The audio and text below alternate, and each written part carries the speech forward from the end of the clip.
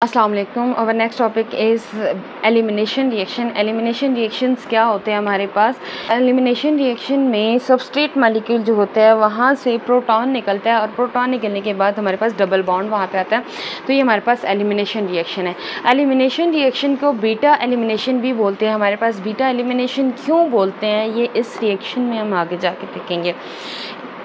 Elimination reaction दो तरह के रिएक्शंस होते हैं, E1 mechanism, E2 mechanism. E1 mechanism को अगर हम देखें तो यहाँ पे हमारे पास जो है वो E1 से मुराद है यूनिमॉलिक्यूलर एलिमिनेशन। यूनिमॉलिक्यूलर एलिमिनेशन हमारे पास यहाँ पे होगी। यूनिमॉलिक्यूलर एलिमिनेशन जो है का मतलब है कि एक ही रिएक्शन इन्वॉल्व है जो कि कर रहा है यहाँ पे। यूनिमॉलिक्यूलर एलिमिनेशन का मतलब है हमारे पास कि एक ही हमारे पास सबस्ट्रेट मॉलिक्यूल है जो कि इन्वॉल्व है रेट डिटरमाइनिंग स्टेप में, इसलिए यूनिमॉलिक्यूलर रिएक्शन बोलते हैं। अब E1 मैकेनिज़्म दो स्टेप का रिएक्शन होता है, जैसे कि हमने SN1 मैकेनिज़्म में देखा था कि टर्शियरी अल्काइल हैलाइड यूज़ हो रहा था, वो कार्बोकैटायन बना रहा था। सेम रिएक्शन है हमारे पास कि टर्शियरी कार्बोकैटायन ही है।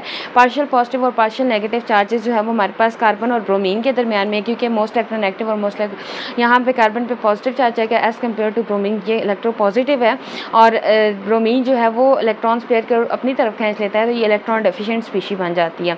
फॉर्मेशन ऑफ कार्बोकैटायन इंटरमीडिएट, यहाँ पे कार्बोकैटायन इंटरमीडिएट बनता है। कैसे बनता है कि डिपार्चर होता है यहाँ पे ब्रोमीन का, जो कि लिविंग ग्रुप है। जब ब्रोमीन यहाँ से निकलेगा, क्योंकि ब्रोमीन निकलता क्यों है, क्योंकि यहाँ जो सोल्यूशन यूज़ करते हैं वो पोलर प्रोटिक सॉल्वेंट यूज़ करते हैं। पोलर प्रोटिक सॉल्वेंट जो यहाँ पे यूज़ करते हैं तो क्या होगा, कार्बन और ब्रोमीन के दरमियान में ये जो बॉन्ड है ये टूट जाएगा और जो हमारे पास रिजल्टेंट स्पीशी बचेगी वो टर्शियरी कार्बोकैटायन बचेगा और ब्रोमीन यहाँ से लीव कर जाएगा और इस पे जो है वो नेगेटिव चार्ज होगा हमारे पास यही step rate determining step on the whole पूरे मैकेनिज्म में यही स्टेप जो है वो रेट के बारे में बता रहा होता है, रिएक्शन के ऑर्डर के बारे में बता रहा होता है। तो मतलब ये जो है रेट इक्वल होगा सबस्ट्रेट मॉलिक्यूल पे के इंटू सबस्ट्रेट मॉलिक्यूल। तो सबस्ट्रेट मॉलिक्यूल यहाँ पे टर्शियरी अल्काइल हैलाइड है, तो टर्शियरी अल्काइल हैलाइड एक ही है, इसके जो है वो जस्ट एक ही मोल यूज़ हो रहा है, तो यहाँ पे इसका ऑर्डर जो है वो हमारे पास 1 आएगा। ये फर्स्ट ऑर्डर रिएक्शन है यहाँ पे हमारे पास। सेकंड स्टेप अगर हम इसका देखें, सेकंड स्टेप में हमारे पास बेस एब्स्ट्रैक्ट करती है प्रोटॉन को बीटा कार्बन से।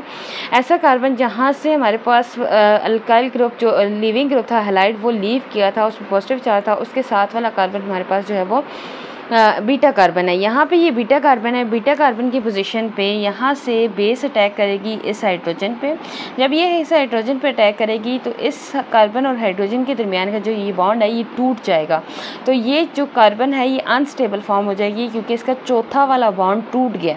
तो बाकी 3 बॉन्ड बचे हैं इसके, तो ये कार्बन और ये कार्बन ये दोनों आपस में डबल बॉन्ड बना लेंगे यहाँ पे, क्योंकि ये भी कार्बोकैटायन है ना, पॉजिटिव चार्ज है, तो ये दोनों अपने आप को स्टेबल करना चाहते हैं, तो यहाँ पे पाई बॉन्ड इनके दरमियान में बन जाएगा। तो मतलब एलिमिनेशन रिएक्शन में हमारे पास अनसैचुरेशन होती है, डबल बॉन्ड बनता है। और डबल बॉन्ड कैसे बनता है कि जब बेस बीटा कार्बन पे अटैक करती है, बीटा कार्बन से जो है वो हाइड्रोजन को लेके जाती है, जब हाइड्रोजन को वहाँ से लेके जाएगी तो रिजल्टेंट में BH यहाँ पे बनेगा और हमारे पास जो है वो अनसैचुरेशन कम हो जाती है। E2 मैकेनिज़्म, E2 मैकेनिज़्म हमारे पास होता है बायोमॉलिक्यूलर एलिमिनेशन रिएक्शंस होते हैं। E2 में बायोमॉलिक्यूलर मतलब है 2 मॉलिक्यूल्स इन्वॉल्व होते हैं रेट डिटरमाइनिंग स्टेप पे, क्योंकि यहाँ पे E2 में सिंगल स्टेप रिएक्शन होता है, जैसे SN2 में हुआ था, तो सिंगल स्टेप में 2 मॉलिक्यूल यूज़ हो रहे हैं हमारे पास रिएक्टेंट के तौर पे, तो इन्हीं पे जो है वो रिएक्शन का रेट डिपेंड कर रहा होता है। सिंगल स्टेप का रिएक्शन है यहाँ पे। अब बीटा कार्बन पे क्योंकि बीटा एलिमिनेशन है तो बेस जो है वो बीटा कार्बन के हाइड्रोजन पे अटैक करेगी। जब ये बीटा कार्बन के हाइड्रोजन पे अटैक करेगी तो कार्बन हाइड्रोजन का बॉन्ड यहाँ से टूटेगा। जब कार्बन हाइड्रोजन का बॉन्ड टूटेगा यहाँ पे, तो ये हमारे पास पहले से यहाँ पे पार्शियल पॉजिटिव और पार्शियल नेगेटिव चार्जेस में होता है, क्योंकि ब्रोमीन और कार्बन को अगर हम देखें इनके दरमियान में इलेक्ट्रोनेगेटिविटी का डिफरेंस होता है, तो इसलिए इस पर partial positive partial negative charges आते हैं। तो यहाँ पे ये इलेक्ट्रॉन डेफिशिएंट स्पीशी है क्योंकि इसने इलेक्ट्रॉन्स अपनी तरफ अट्रैक्ट कर लिए हैं और यहाँ पे इस कार्बन का एक बॉन्ड टूट गया है, तो ये कार्बन और ये कार्बन आपस में डबल बॉन्ड बना के इथीन बन जाएगा और Br as a good leaving group यहाँ से रिमूव हो जाएगा क्योंकि स्ट्रॉन्ग बेस आती है। अब अगर इस रिएक्शन का रेट देखें, क्योंकि 2 बायोमॉलिक्यूलर है तो क्या है कि RX पे इसका रेट डिपेंड कर रहा है और जो बेस आएगी उस पर डिपेंड कर रहा है। तो 1+1 हमारे पास आएगा क्योंकि एक मोल जूस है तो ऑर्डर 2 होगा, सेकेंड ऑर्डर रिएक्शन होगा। अब इसमें अगर हम देखें कि कुछ कंडीशंस ऐसी होती हैं जिसमें SN1 SN2 और E1 E2 को फेवर करते हैं, ये कि अगर हमारे पास प्राइमरी अल्काइल हैलाइड होगा, प्राइमरी अल्काइल हैलाइड हमेशा E2 को और SN2 को फेवर करते हैं, SN1 और E1 को फेवर नहीं करते हैं। सेकेंडरी अल्काइल हैलाइड डिपेंड करता है सॉल्वेंट पे, ये हमने डिफरेंसेस में भी देखा था कि पोलर प्रोटिक सॉल्वेंट होगा तो ये SN1 को फेवर करेंगे सेकेंडरी अल्काइल, और अगर पोलर नॉन प्रोटिक सॉल्वेंट होगा या पोलर ए प्रोटिक सॉल्वेंट होगा या नॉन पोलर सॉल्वेंट होगा तो वो हमारे पास SN2 को फेवर करेंगे, और टर्शरी हमेशा जो है वो SN1 और E1 को फेवर करते हैं। सेकेंडली न्यूक्लियोफाइल की स्ट्रेंथ जो है वो मानी रखती है इसमें या नहीं रखती, या इन्वॉल्व होती है कि स्ट्रॉन्ग न्यूक्लियोफाइल होगा तो तब ही रिएक्शन होगा। तो जी हाँ, न्यूक्लियोफाइल की स्ट्रेंथ जो है वो इसमें इन्वॉल्व होती है। जब हमारे पास SN1 रिएक्शन होता है, SN1 में मैकेनिज़्म हमारे पास इजीली परफॉर्म हो जाता है, क्योंकि सबसे पहले तो कार्बोकैटाइन बनेगा, कार्बोकैटाइन के बाद जो हमारे पास कार्बोकैटाइन पे न्यूक्लियोफाइल का अटैक हो रहा है, न्यूक्लियोफाइल भी हमारे पास वो वाले हैं, कार्बोकैटाइन भी वो वाला है कि जो कि टर्शरी है हमारे पास।